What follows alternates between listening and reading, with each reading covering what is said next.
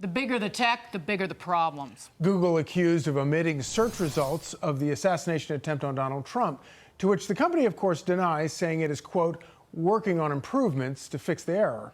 Facebook was accused of labeling the iconic image of President Trump raising his fist after being shot as being an altered photo, which its parent company, Meta, claims is because it's just so darn similar to a doctored photo. And then there's the issue with the Meta's AI saying the incident never happened, to which the company said simply, quote, rather than have Meta AI give incorrect information about the attempted assassination, we programmed it to simply not answer questions about it after it happened. I'm speechless, but our next guest, of course, I'm sure is not former White House physician and Texas Congressman Ronny Jackson. Congressman, this is not an accident, it's intentional, and they get caught. Yeah. But this is the attempted assassination of a former president of the United States currently running for the presidency. And they get caught censoring information and trying to bury fact and turn and then basically peddle fiction that favors his opponent. Yeah, well, here we go again, Dagen. Big tech censorship, just like last time. They're going to try to sway the election.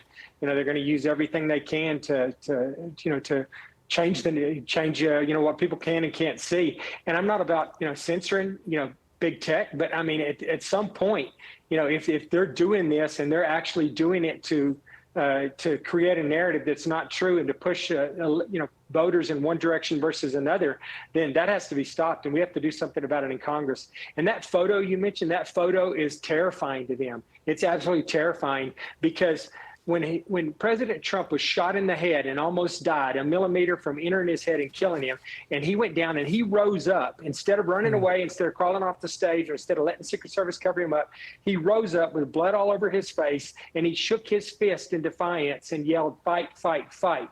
There are thousands and thousands of people all over this country that would not have voted for him, that saw that basically said, that man is a warrior, that man is a leader. I was not planning on voting for him, and I'm going to vote for him.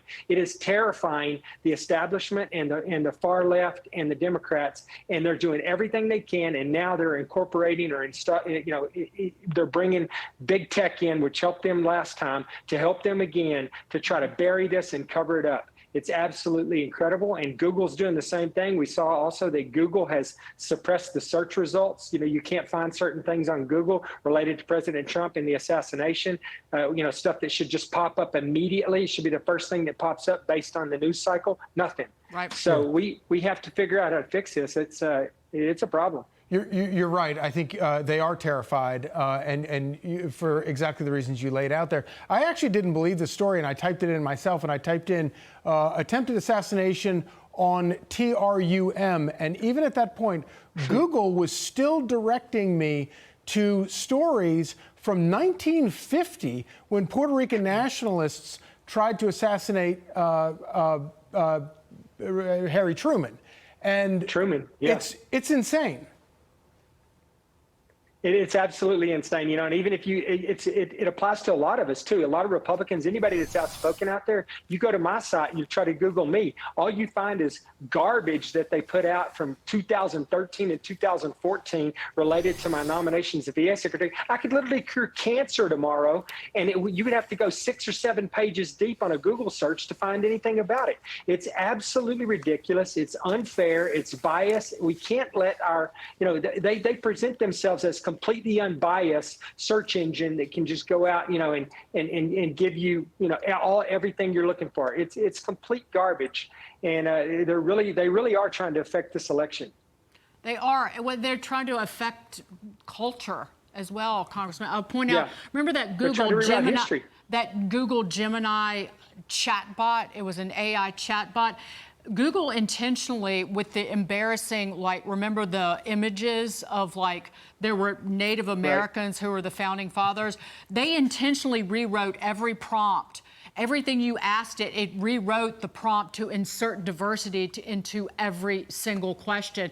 You start saying these 3 words, break them up, they will change their ways. Final word to you, sir. Yeah, I agree, Dagen. And, it's the same thing. They do this. They do it intentionally. They get caught. And then as soon as they get caught, they say, oh, it was a mistake. It was a problem with the algorithm or whatever. We're fixing it. We're correcting it. But they did it on purpose. And they know the damage is done by then, because by that time, they've already changed the narrative in the way that they wanted to.